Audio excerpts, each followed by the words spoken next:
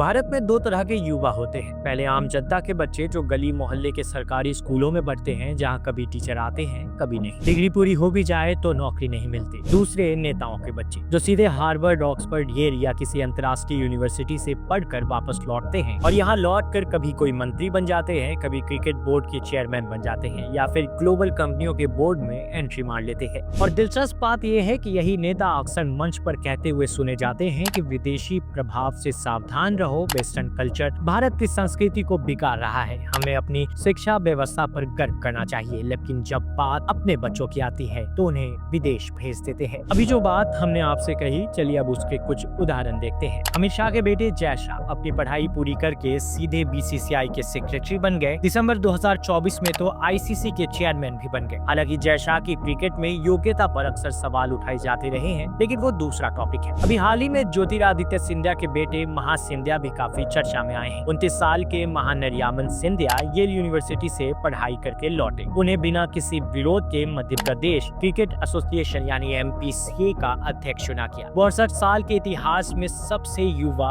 अध्यक्ष बने हैं। इनके अलावा निर्मला सीतारमन की बेटी वंगमई ने नॉर्थ वेस्टर्न यूनिवर्सिटी यूएसए से जर्नलिज्म किया और आज ब्लूमबर्ग में काम कर रही है। शिवराज सिंह चौहान के बेटे कार्तिकेय ने university of Pennsylvania law school से एलएलएम किया है। रक्षा मंत्री राजनाथ सिंह के बड़े बेटे पंकज सिंह उत्तर प्रदेश से बीजेपी विधायक हैं। छोटे बेटे नीरज सिंह जिन्होंने यूनिवर्सिटी ऑफ लीड्स यूके से एमबीए और पीएचडी किया है, वो बीजेपी युवा विंग से जुड़े हुए हैं। विदेश मंत्री एस जयशंकर के बेटे ध्रुव जयशंकर ने जॉर्ज टाउन यूनिवर्सिटी यूएसए से सिक्योरिटी स्टडीज में मास्टर्स किया है तथा बेटी मेधा ने डेनिसन यूनिवर्सिटी यूएसए से फिल्म स्टडीज की पढ़ाई की है। स्मृति ईरानी की बेटी शनेल ने जॉर्ज टाउन यूनिवर्सिटी से लॉ किया है। गजेंद्र शेखावत की बेटी ने ऑक्सफोर्ड से डिप्लोमा किया है। अब आप कहेंगे तो क्या गलत है, पढ़ाई करना कौन सा गुनाह है? बिल्कुल गुनाह नहीं है। लेकिन दिलचस्प बात यह है कि इनमें से कई नेता या उनकी पार्टी के नेता मंच पर खड़े होकर विदेशी प्रभाव, पश्चिमी संस्कृति से सावधान करते हैं और भारतीय शिक्षा पर गर्व करो